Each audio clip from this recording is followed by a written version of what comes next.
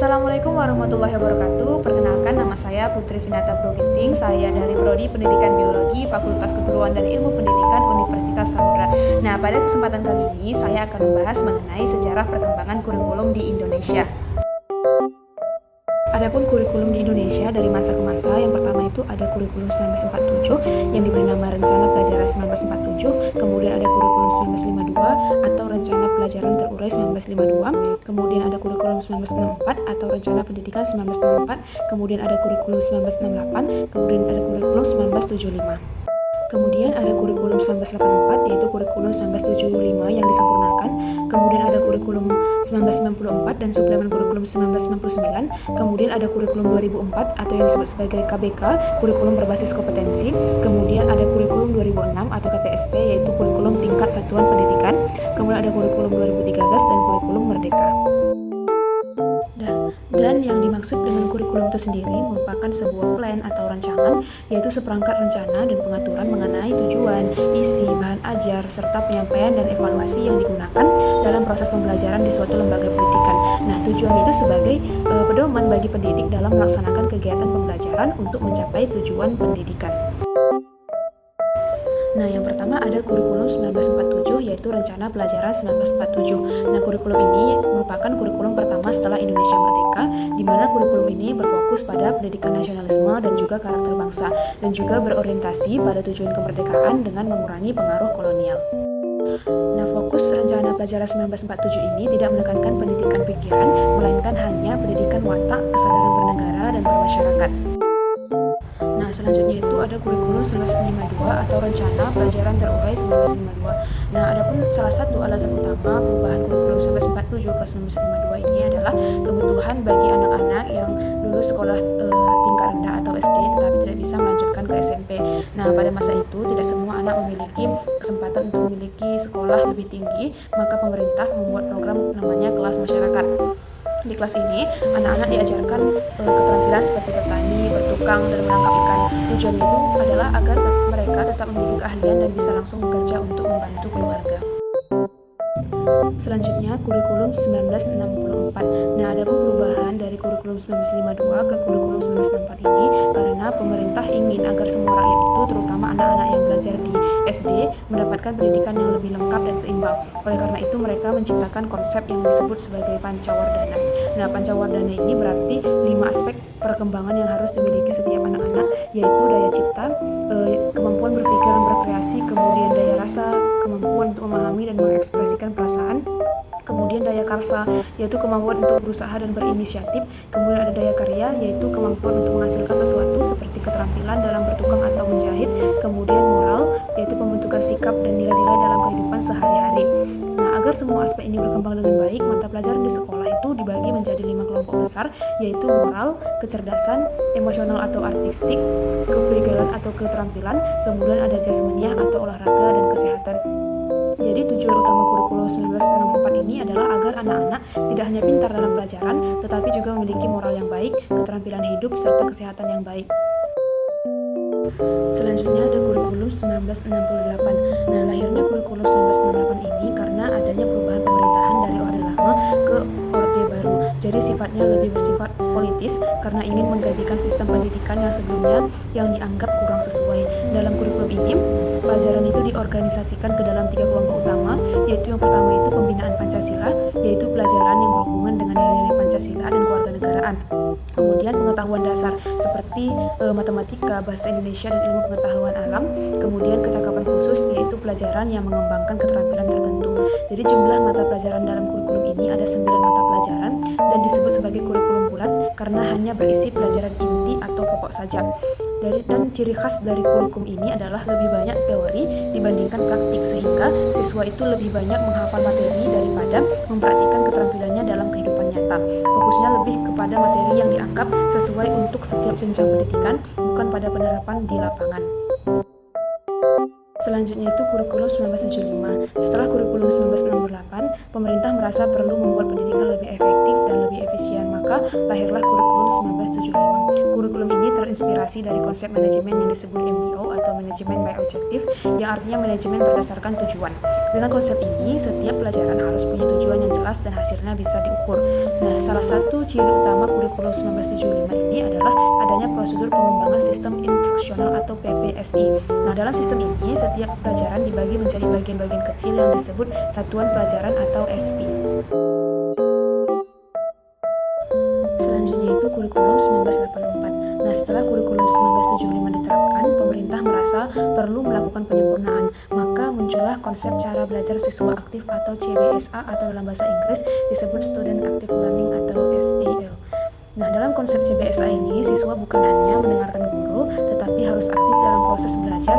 Caranya dengan yang pertama itu mengamati, di mana siswa itu melihat atau mengamati suatu hal yang dipelajari, kemudian mengelompokkan, jadi siswa itu mengorganisir atau mengklasifikasikan informasi, kemudian mendiskusikan, di mana siswa itu berdiskusi dengan teman dan guru tentang materi, kemudian melaporkan, di mana siswa menyampaikan hasil pengamatannya. Nah, teorinya metode ini sangat bagus karena membuat siswa lebih aktif dan mandiri, bahkan saat diuji coba di beberapa sekolah hasilnya juga sangat baik. Namun ketika diterapkan secara nasional, metode ini mengalami banyak kendala. Tidak semua sekolah itu siap dan tidak semua guru itu bisa menerapkan CBSA dengan benar. Akibatnya di beberapa tempat CBSA malah tidak berjalan seperti yang diharapkan. Selanjutnya ada kurikulum 1994. Nah, kurikulum ini dibuat sebagai upaya menggabungkan kelebihan dari kurikulum-kurikulum sebelumnya. Namun, ada satu masalah besar dalam kurikulum ini, yaitu beban belajar siswa yang terlalu berat. Banyaknya mata pelajaran dan materi yang harus dipelajari membuat siswa itu merasa kewalahan. Akan tetapi, pada kurikulum ini ada salah satu hal baru, yaitu muatan lokal. Muatan lokal ini sendiri adalah materi yang disesuaikan dengan kebutuhan daerah masing-masing. Contohnya yaitu seperti bahasa daerah, seperti bahasa Jawa, Sunda, atau Batak. Kemudian kesenian daerah seperti tari tradisional atau musik daerah. Kemudian keterampilan daerah seperti membatik atau membuat kerajinan khas daerah. Selain itu, berbagai kelompok masyarakat juga meminta agar isu-isu tertentu dimasukkan dalam kurikulum, misalnya tentang lingkungan hidup, kesehatan, atau teknologi. Jadi kurikulum 1994 ini mencoba memberikan pendidikan yang lebih luas, tetapi masih mengalami kendala karena terlalu banyak materi yang harus dipelajari oleh siswa. Selanjutnya yaitu kurikulum 2004 KBK atau kurikulum berbasis kompetensi. Setelah kurikulum 1994 dianggap terlalu padat dan membebani siswa, pemerintah akhirnya meluncurkan kurikulum berbasis kompetensi atau KBK pada tahun 2004. Nah, apa bedanya KBK dengan kurikulum sebelumnya? Jadi, jika sebelumnya pembelajaran lebih fokus pada materi pelajaran, maka dalam KBK ini yang paling penting adalah kompetensi atau kemampuan siswa setelah belajar. Jadi, bukan hanya sekedar tahu teori, tetapi siswa juga harus bisa menguasai keterampilan tertentu. Ada 3 hal utama dalam KBK, yaitu yang pertama ada pemilihan kompetensi yang sesuai. Artinya, setiap pelajaran harus mengajarkan kemampuan yang benar-benar dibutuhkan siswa. Misalnya, dalam matematika, siswa itu tidak hanya menghafal rumus, tetapi juga bisa menggunakannya dalam kehidupan sehari-hari. Kemudian yang kedua, indikator evaluasi yang jelas. Jadi, setiap kompetensi yang diajarkan harus punya ukuran keberhasilannya. Misalnya, apakah siswa sudah bisa menyelesaikan soal dengan benar? Apakah siswa bisa menjelaskan kembali materi yang telah dipelajari? Kemudian yang ketiga, yaitu pengembangan pembelajaran. Jadi guru harus menggunakan metode yang sesuai agar siswa bisa menguasai kompetensi dengan baik, misalnya melalui praktik, diskusi, atau proyek. Jadi dengan KBK ini, siswa diharapkan lebih aktif dan benar-benar memiliki keterampilan yang bisa digunakan dalam kehidupan nyata. Selanjutnya yaitu kurikulum KTSP 2006.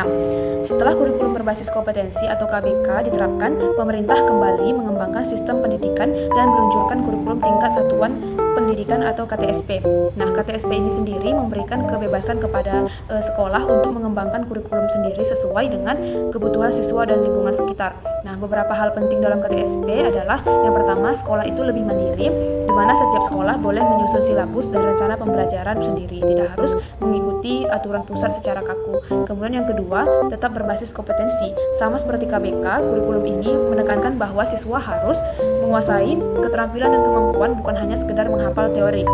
Kemudian yang ketiga, semua mata pelajarannya terintegrasi. Nah, hasil pengembangan kurikulum dari semua mata pelajaran dihimpun dalam satu perangkat yang disebut KTSP. Jadi dengan KTSP ini, sekolah dan guru memiliki peran lebih besar dalam menentukan cara mengajar agar lebih sesuai dengan kebutuhan siswa.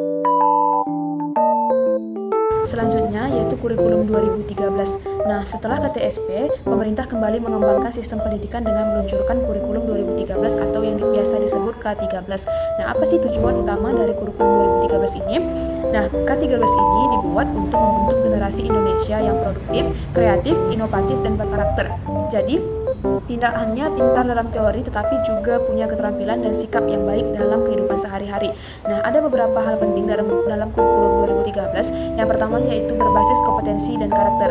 Nah, selain mengajarkan ilmu pengetahuan, kurikulum ini juga menanamkan nilai-nilai karakter seperti kejujuran, disiplin, kerjasama, dan tanggung jawab. Kemudian yang kedua, pembelajaran tematik di SD. Nah, untuk anak SD, pelajaran tidak lagi terpisah-pisah seperti matematika, IPA, atau IPS secara sendiri-sendiri, tetapi digabungkan dalam satu tema agar lebih mudah dipahami. Kemudian yang ketiga yaitu pendekatan saintifik. Nah, dalam proses belajar, siswa diajak untuk mengikuti langkah-langkah seperti seorang ilmuwan, yaitu mengamati, menanya, mencoba, menalar, dan mengkomunikasikan.